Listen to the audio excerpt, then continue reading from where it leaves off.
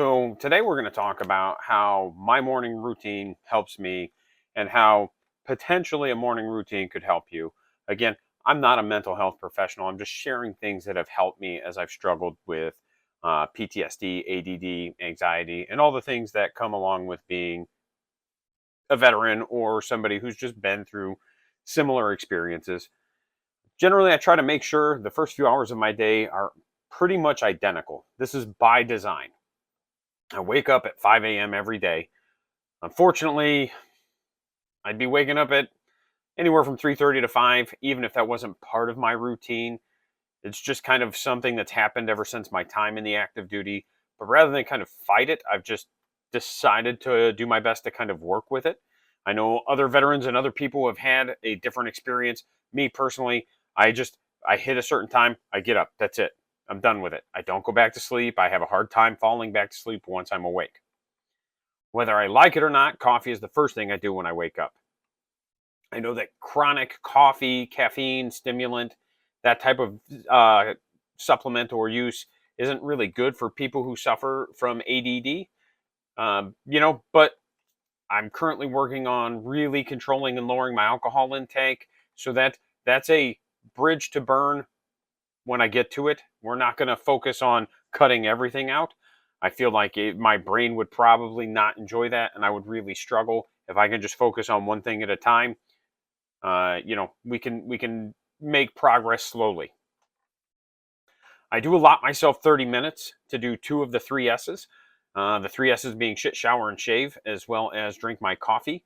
I not going to get into what two I'm doing and what two I'm not doing. I'm just telling you it's how my morning goes.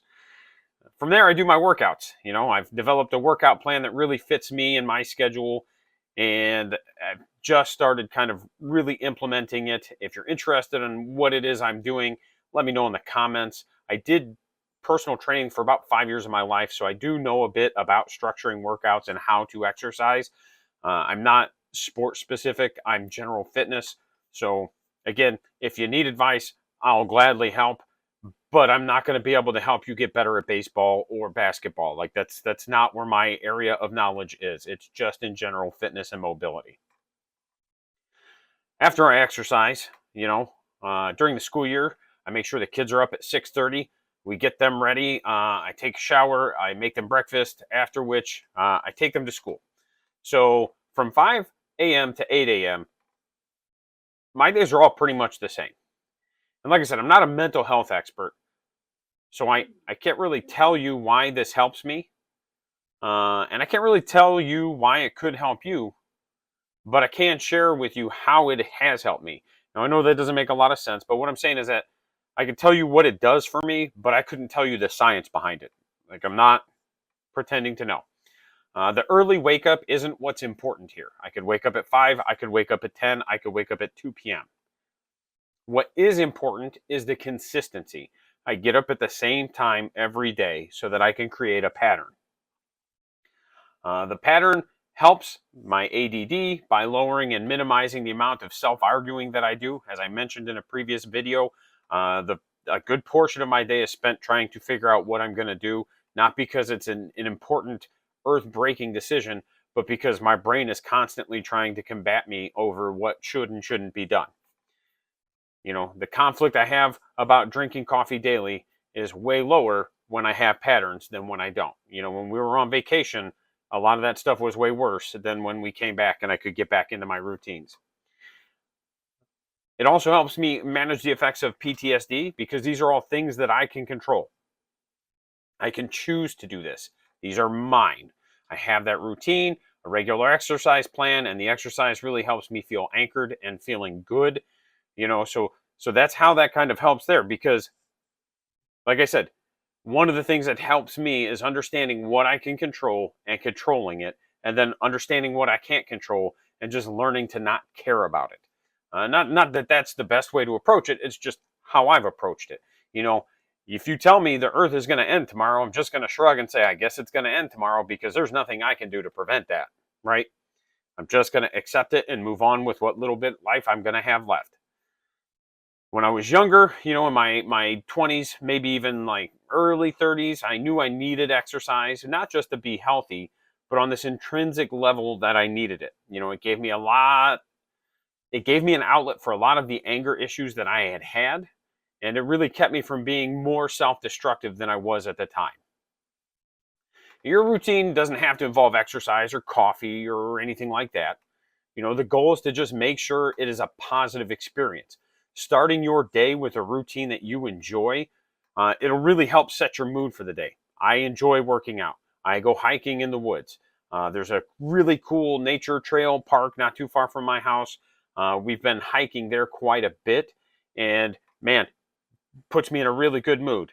You know, so whatever it is that you want to do it first thing in the morning and put yourself in a better mood. If you like drawing, make that part of your morning routine so that you can kind of set your tone for the day. You know, just different things. Again, you don't have to do exactly what I'm doing. You don't have to do anything I'm doing. I'm just telling you what helped me and making suggestions on things maybe you could do that might help you. And I can't speak for other people, but I can tell you this: with how all of my mental health symptoms present, the routine is very important. If I wake up late, the kids are up early, I have something different that needs done outside of what's in my routine, it disrupts my routine and I struggle.